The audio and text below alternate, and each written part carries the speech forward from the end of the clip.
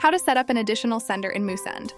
First, click on the link provided in the description below to gain easy access on the tool we'll be using. Once there, log in your account or sign up if you don't already have one. After logging in, you will be directed to the dashboard. First, click on More in the menu bar and select Settings. On the left-hand menu, click on Senders. Now click on Add New to create a new sender. In the Create New Sender dialog, fill out the name and email fields.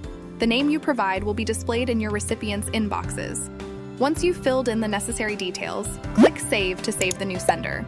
Now you will receive a confirmation email in the inbox of the email address you added.